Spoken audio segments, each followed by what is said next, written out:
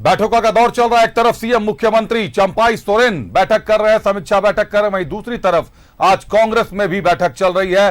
लोकसभा चुनाव के परिणामों को लेकर समीक्षा जारी है, जीत और हार पर समीक्षा जारी है। आईएनडीआईए गठबंधन की सीटें जरूर बढ़ी हैं, 2 से 5 सीटों पर गठबंधन आ गई है।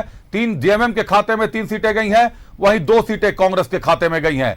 आज जो गठबंधन की आज बैठक जो है कांग्रेस की, उसमें गुलाम अहमद मीर, राजेश ठाकुर समेत कई बड़े पदाधिकारी शामिल हैं।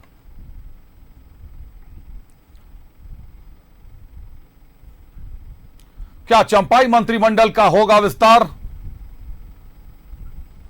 कौन बनेगा कांग्रेस कोटे से नया मंत्री? यह एक बड़ा सवाल कांग्रेस के लिए आज है, जिसको सुलझाना कांग्रेस को आलमगीर के इस्तीफे के बाद चर्चा तेज हो गई है।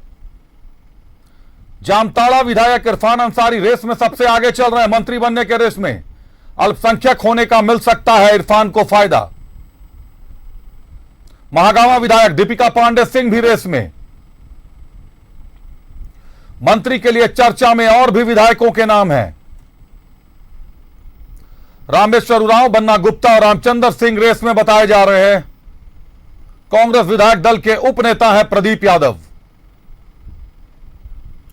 प्रदीप यादव को विधायक दल का नेता बनाना मुश्किल है। प्रदीप यादव पर चल रहा है दल बदल का मामला। विधानसभा की नजर में प्रदीप यादव कांग्रेस के विधायक नहीं है, हालांकि चुनाव भी लड़ चुके कांग्रेस की टिकट पर, सांसद का चुनाव।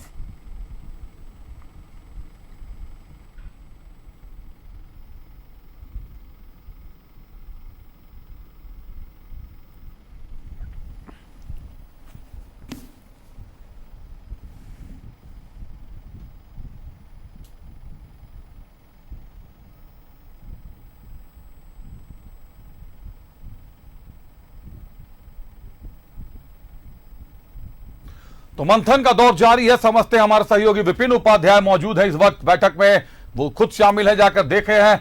विपिन से समझते हैं। विपिन, लोकसभा चुनाव के परिणामों को लेकर मंथन का दौर जारी है, सीटें निश्चित तौर पर बढ़ी।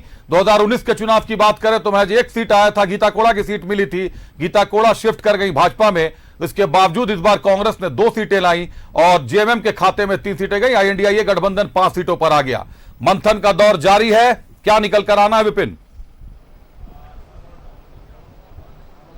जी देखिए, विस्तारित कार्य समिति की बैठक खत्म हो चुकी है और इस बैठक में कांग्रेस ने लोकसभा चुनाव परिणाम में की समीक्षा की है। जिस तरीके से 2 सीटों पर कांग्रेस को जीत हासिल हुई, 5 सीटों पर कांग्रेस हारी, तो इन तमाम चीज़ों पर आज प्रदेश कांग्रेस के प्रभारी गुलाम अहमद मीर की मौजूदगी में जो विस्तारित कार्य समिति की बैठक हुई प्रदेश अध्यक्ष राजेश ठाकुर की अध्यक्षता में, उसमें हर एक बिंदुओं पर मंथन पार्टी ने किया है। उम्मीदवार जो कांग्रेस की टिकट पर लड़े थे उनकी यहाँ पर मौजूदगी थी, प्रदेश के पदाधिकारी थे, जिला के अध्यक्ष थे, कांग्रेस के विधायक और कांग्रेस कोटे के मंत्रियों की मौजूदगी में ये बैठक चली। और इस बैठक में जो सार निकल कर आया है कि सबसे पहले तो प्रभारी ने ये स्पष्ट कहा कि आज समीक्षा के साथ साथ हमने विधानसभा चुनाव की तैयारियों का भी आगाज कर दिया है। यानी कि लोकसभा चुनाव परिणाम की समीक्षा के जरिए कांग्रेस ने नवंबर दिसंबर में होने वाले विधानसभा चुनाव की तैयारियों का भी आगाज आज कर दिया है।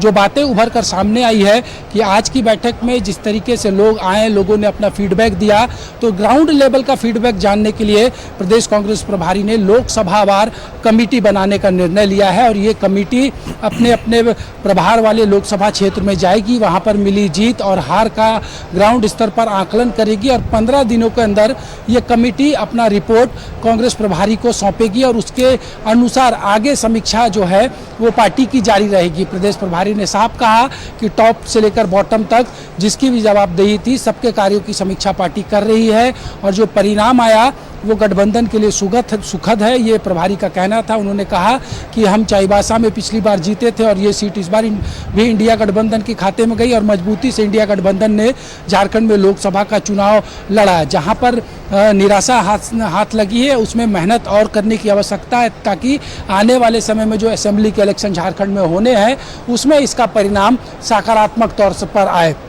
जिस तरीके से आज की इस बैठक में जो बातें उभर कर आई, जो पार्टी ने मंथन किया कि किस सेक्टर में पार्टी को वोट ज़्यादा आए, कहां पर गारंटियां काम की, कहाँ पर कोऑर्डिनेशन का अभाव रहा, कैंडिडेट और संगठन में गठबंधन के बीच कोऑर्डिनेशन कितना रहा, तमाम पहलुओं पर आज की बैठक में प्रभारी ने मंथन किया है। एक सूक्ष्म निचोड़ आज जरूर निकला है, लेकिन क्योंकि हार जो हुई है 5 सामान्य सीटों पर, उसको लेकर कांग्रेस ये चाहती है कि विस्तार पूर्वक ग्राउंड रियलिटी पार्टी के अगर हाथ लगती है, जिसके लिए कमेटी बनाई गई है, तो उसका सीधा फायदा मिलेगा और विधानसभा चुनाव के पहले कांग्रेस जान सकेगी कि उस सेगमेंट में कितनी मेहनत करने की आवश्यकता पड़ेगी। हालांकि प्रभारी ने यह भी कहा है, जो प्रेस कॉन्फ्रेंस उन्होंने की थी बैठक के बाद, कि लोकसभा चुनाव में जब उम्मीदवार चुनाव लड़ता है और जब यही लड़ाई विधानसभा चुनाव की आती है तो परिस्थितियां बदली होती है, लेकिन कांग्रेस हर परिस्थितियों का आकलन कर रही है, हार की भी समीक्षा हो रही है और जीत का भी मूल्यांकन किया जा रहा है।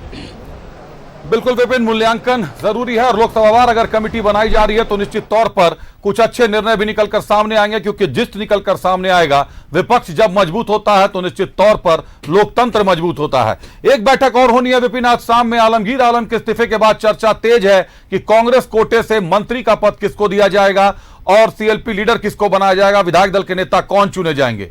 नाम जो रेस में आगे हैं वो आपके सामने है। क्या लग रहा है, किस नाम पर सहमति बनने की पूरी संभावना है विपिन?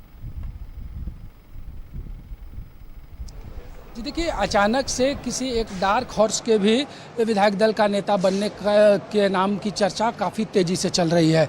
खुलकर लोगों ने वो नाम अभी नहीं बताया है, लेकिन ये जरूर है शाम 6 बजे से कांग्रेस विधायक दल की बैठक आहूत की गई है। प्रभारी और प्रदेश अध्यक्ष की मौजूदगी में विधायकों से पार्टी मंथन करेगी और क्योंकि जिस तरीके से शनिवार को सीएलपी लीडर के पद और कैबिनेट मंत्री के पद से आलमगीर आलम ने इस्तीफा दिया, उसके बाद ये 2 पद वैकेंट है और क्योंकि सरकार और संगठन दोनों से रिलेटेड ये पद था आलमगीर आलम का, इस लिहाज से अगर जिस तरीके से आज प्रभारी ने विधानसभा चुनाव के आगाज की बात कही और उन्होंने ये भी कहा कि हम 33 विधानसभा सीटों को लेकर आगे बढ़ रहे हैं जहां पर हमको अपनी तैयारियां करनी है, तो इस लिहाज से विधायक दल के नेता का जो पद होता है वो सांगठनिक दृष्टिकोण से कांग्रेस में काफ़ी महत्वपूर्ण होता है। क्योंकि अगर टिकट तय करने की बात आए, स्ट्रेटेजी तय करने की बात आए, तो प्रदेश अध्यक्ष के साथ सीएलपी लीडर और स्टेट के जो इंचार्ज होते हैं उनकी भूमिका महत्वपूर्ण हो जाती है। शाम को प्रभारी विधायकों का मन टटोलेंगे प्रदेश अध्यक्ष की मौजूदगी में इस बैठक में। साथ ही साथ जब बैठेंगे तो ये भी विधायकों से जानने की कोशिश करेंगे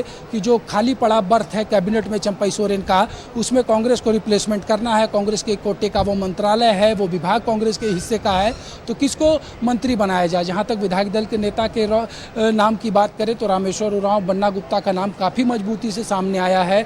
जैसा मैंने पहले कहा कि एक विधायक जो है महिला विधायक, उनका नाम भी अचानक से उभर कर सामने आया है कि पार्टी उनको भी विधायक दल के नेता का पद देकर एक तरीके से कहा जाए तो कंपनसेट कर सकती है। मंत्री को लेकर निर्णय केंद्रीय नेतृत्व को करना है, पार्टी के प्रदेश नेतृत्व के रिकमेंडेशन पर, लेकिन जब कांग्रेस किसी राजनीतिक कदम को आगे बढ़ाती है तो चाहे वो जातिगत समीकरण की बात करे, संख्या बल की समीकरण की बात करे, प्रमंडलीय समीकरण की बात करे, तो सब पर फोकस करती है। इस लिहाज से फिलहाल इरफान अंसारी का नाम काफ़ी आगे बताया जा रहा है कि वो अल्पसंख्यक कोटे से भी हैं और ऐसे में वो आलमगीर आलम को रिप्लेस कर सकते हैं कैबिनेट में। तो इरफान अंसारी का नाम मंत्री कोटे के लिए आगे चल रहा है और वहीं अगर विधायक दल के नेता की बात करें तो कहीं ना कहीं उसमें अभी 2 नाम पेच में है, रामेश्वर उरांव का नाम और बन्ना गुप्ता का नाम आगे चल रहा है। डार्क हॉर्स भी निकल कर आ सकता है जैसे हमारे सहयोगी बता रहे हैं। बहरहाल थोड़ा इंतजार करना होगा, थोड़ी प्रतीक्षा करनी होगी, शाम तक पिक्चर पूरी तरीके से साफ हो जाएगी कि कौन कांग्रेस की कमान संभालेगा, कौन मंत्रालय संभालेगा। बहुत धन्यवाद विपिन हमारे साथ जुड़ने के लिए, तमाम जानकारियों के लिए।